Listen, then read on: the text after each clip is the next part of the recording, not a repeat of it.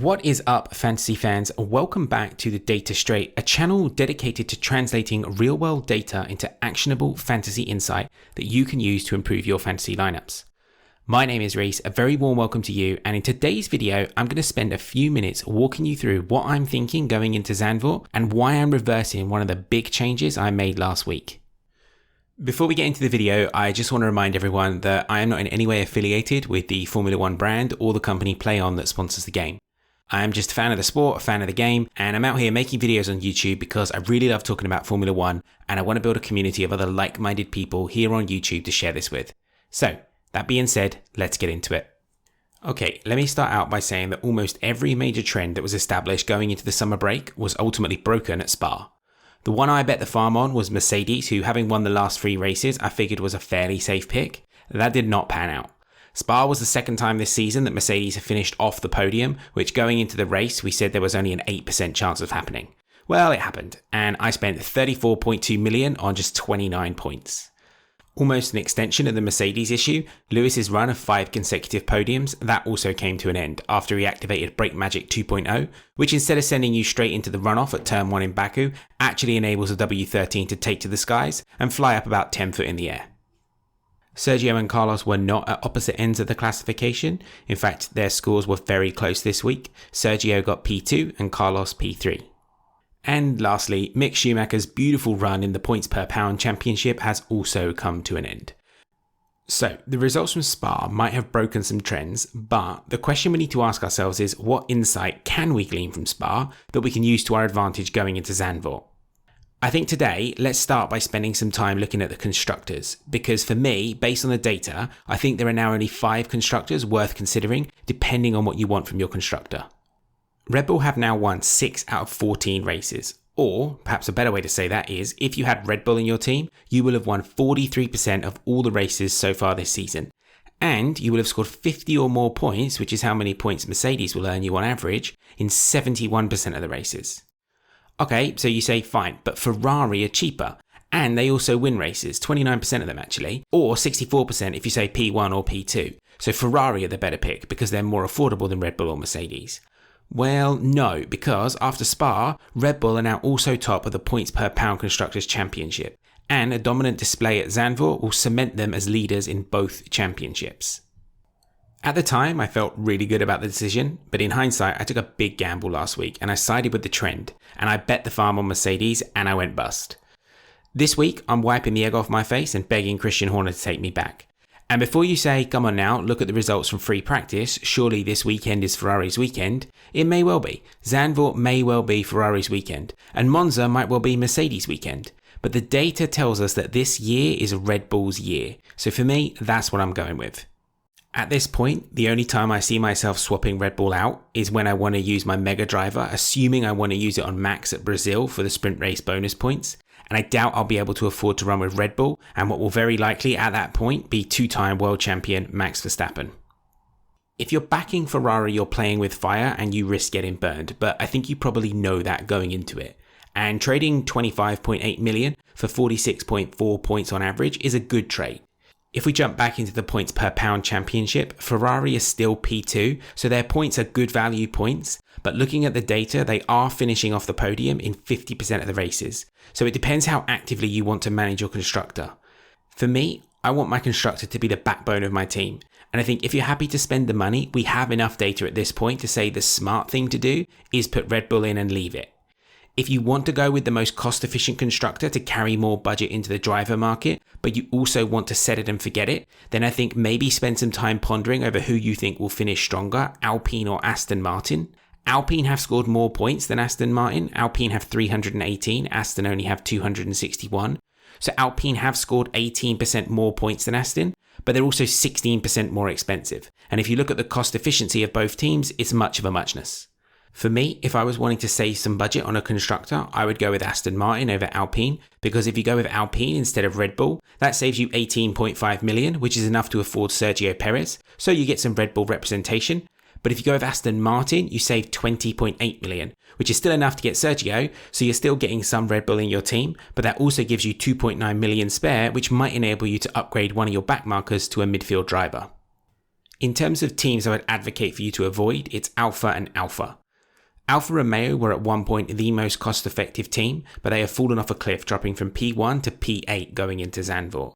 And unless something magic happens, AlphaTauri are going to spend the next 8 races duking it out with McLaren down here to see who can avoid finishing rock bottom of the points per pound championship. So, in closing, for your constructor, if you're happy to splash the cash, go with Red Bull. If you want cost-effective points, choose between Aston Martin and Alpine. And if you want to save big money, go with Haas or Williams. Avoid Mercedes, they're consistent, but they're too expensive. Avoid Ferrari, they're affordable but inconsistent. Avoid McLaren and avoid AlphaTauri, these two are fighting at the wrong end of the table. And avoid Alfa Romeo because they're kind of stuck in no man's land. Can I guarantee that between now and the end of the season, there won't be a surprise result? Can I guarantee that AlphaTauri won't repeat their result from the Emilia-Romagna Grand Prix at, say, Singapore? Can I guarantee that Alfa won't return to averaging 18 points per race like they were from Bahrain to Monza? No, I can't. But I am saying that over the course of the last 14 races, 10 constructors has become 5. And I expect within the next couple of races, 5 constructors will become 3. And then it's smooth sailing from, say, Japan to Abu Dhabi. Okay, on to the drivers. And sticking with Alfa Romeo, let's start with Valtteri Bottas, who has unfortunately kind of just disappeared in recent weeks. Currently P11 in the championship, in the first 9 races, Valtteri averaged 19 points per race. And for 9.5 million, those are some mega cost-efficient points. But since Silverstone, Valtteri has just kind of struggled to get any real points on the board. Over the last 5 races, he has now netted out at exactly 0 points. Spa was of course not a good day for Valtteri. He finished P19 in the race, but he finished P20 in the fantasy classification and clocked a huge -9. I had Valtteri in my team at Spa. I was going to swap him out for Lance, but because Lance had only outscored Valtteri by 10 points or more in 30% of the races, I decided not to take the penalty for making a 4th transfer, and I stuck with our man. This turned out to be a terrible decision because Lance ended up outscoring Valtteri by the largest margin of the season, 20 points. So if I had made the transfer, I would have still been 10 points to the good. But that kind of perfectly summed up my race. For me, Spa was a race of missed opportunities. Okay, so 1 week late, but Valtteri out and Lance in. Lance has been super consistent this year, and of all the midfield drivers, he is one of the only drivers not to get a negative score so far. In fact, all year he has scored between 8 and 16 points, so he's mega consistent. And that's what I need from my team in the final 8 races, consistency. Now, am I confident that Lance is going to DNF this weekend and score -10 points while Valtteri gets his first podium of the season? Of course, 100%. But I know if I don't make this change now and Valtteri's poor run continues, I'm going to regret sticking with him more than I will changing. I have a personal bias towards action. If my choice is to intervene or wait and see, I'll choose to intervene in almost every scenario. So is my personal bias driving me towards action? Maybe, but the data is telling us that Valtteri is on the decline, and between Seb and Lance, Seb is on the up.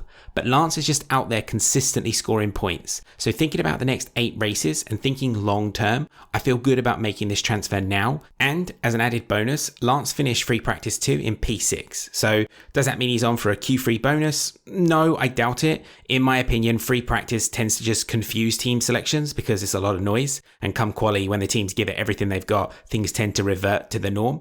But I still think Lance is the better pick, and I'd still make the change even if Valtteri finished P1 in both free practice sessions.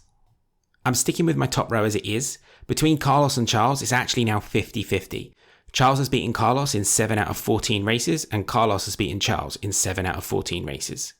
Across the 14 races, yes, Charles has scored more points, but over the last 6 races, Carlos has outscored Charles by 46 points, or 36%. Again, Charles has more points. He is currently P3 in the championship. But if you reorder the championship based on just the last 6 races, Charles is P5 and Carlos is P3. What I'll do after this triple header is make an alternative view of the championship that shows how it looks with just the last 6 races. So that'll be the results from the Red Bull Ring to Monza, and we'll see how it compares to the actual standings. I'm sticking with Carlos, I'm sticking with Sergio. Fernando is also staying put. Fernando is on a dynamite run of form at the moment. He is unstoppable. Across the season, he has averaged 13.4 points per race. But over the last 9 races, he's actually averaged 20 points per race. And again, reordering the championship based on the last 6 races, Fernando is in P6 and Esteban is in P10. So yes, across the season so far, Esteban has the edge and he's built a gap of 21 points. But week after week after week, Fernando is in relentless pursuit of the Frenchman. And by the end of the season, I'm expecting Fernando to come out on top of this one. Fernando is also going into Zandvoort on a high. So for me, looking at the points per pound championship, I'm hoping to see back-to-back wins for Fernando, maybe even setting up a triple podium across the triple header. So Carlos, Sergio and Fernando, that's my top row, and that for me is a mega lineup. Okay, so then last but not least, I am swapping out Kevin, and where I have 1.5 million spare after swapping Charles for Carlos, I'm going to invest in upgrading K-Mag for Albon. Across the 14 races, Kevin does have the higher individual score, but Kevin has really struggled to recapture that secret sauce that he started the season with. Kevin scored 65 points in the first 4 races, but he's only managed to score 31 points in the last 9. I'm not looking at this and saying Albon is clearly the better choice, or really comparing their scores. I'm not even saying Albon is better by a significant margin. But I do think that out of the 2 drivers, I expect Albon to finish the season stronger than Kevin, because although Mick's score at Spa put him out of the top 10, we know that Mick is driving for his future right now, and I think beating Mick in the final 8 races will be a lot harder than beating Latifi in the same 8 races. To be fair, Latifi is also driving for his future, but even on his best day, Latifi has only managed to beat Albon in 35% of the races, whereas Mick has beaten Kevin in 57% of the races. There's not much in it, it's not the call that's going to make or break my team, but I have the budget to do it, so I think swapping Kevin out and putting Albon in is a good call. Just on some of the other drivers, Max, if you can afford him, is on a mega run at the moment. Spa was Max's 7th win this season, and that means he's now won 50% of the races. At 30.4 million, he's banking you 40 points per week. He's undeniably a great pick, but he's very expensive. So if you're including him in your lineup, you really are building your team around him. George, who is now P2 in the championship by a margin of 4 points, is a great pick, and at 23.8 million, he won't break the bank, but including him probably means you'll have to choose a more cost-efficient constructor, because George and Red Bull will set you back 56.4 million, which, assuming your budget is circa 100 million, that only leaves you 43.6 million to buy 4 other drivers, which is doable, but then that's committing yourself to buying 3 sub £8 million drivers instead of just 2. Either way, George is a great pick. Excluding Silverstone, George is still netting you at least 26 points per race. Charles is still a very good pick, and the thing is, any week could be his week, but looking at the trends and seeing the upgrades that Red Bull are bringing to Zandvoort, it feels to me like the bull is mightier than the horse. However, I wouldn't say anyone who's still backing Charles is wrong. He topped free practice 2, but then he was only P6 in free practice 1, so again, is that useful or is it just noise? For me, Lewis is one to watch, not one to have in your team this year. He has scored some big points this season, and going into Spa, he was on a mega run of form. But honestly, who's picking Lewis at 30.6 million when you could have Max for 30.4 million? Lewis has beaten Max on 4 occasions this year, but across the season, Max has scored 194 more points. So that's all there really is to it. Carlos we've covered. Lando, there's not really much to say. He does score some good points, but I think this year he's overpriced. Looking at the points per pound championship, Lando is down in P13. And in my mind, you want your team to be made up of 2 from the front, 1 from the middle, and 2 from the back. If you can afford it, 2 from the middle and 1 from the back. So why would you pay 15.6 million for Lando when you can get Fernando or Esteban, or even Seb or Lance, and keep 3 to 5 million back for other investments? I love Lando. I actually own one of the 2-to-1 scale helmets he did for the 2020 Eiffel Grand Prix, where he did the hand-painted helmet, raising money for the charity Mind. We've also got his Monaco helmet, and I received confirmation that his Miami helmet shipped today, so we've got that on the way as well. But moving past my obsession with mini helmets, Lando's a great driver, but like Alfa Romeo, he's kind of stuck in no man's land. So as a fantasy pick, it's a pass. We've covered the middle section here, so moving down the table, Yuki had a good race in Spa, scoring his first double-digit points since Spain, but it's kind of too little too late really. I hope we see Yuki on the grid next year, but as a fantasy pick for 2022, it's a pass. Zhou is having a great rookie season. I'm not sure if he wins Rookie of the Year by default or if there has to be 2 rookies for that to count, but he's having a great year in real life. In fantasy, he is, however, a hard pass. At 8.1 million for just 4.2 points on average, it's not what you want. He has, however, doubled Valtteri's score over the last 6 races. Zhou has 31 points, Valtteri only has 16. So at this point, if I had to pick an Alpha driver, I would pick Zhou, but fortunately you don't. So for me, Alpha, Valtteri and Zhou, pass, pass, pass.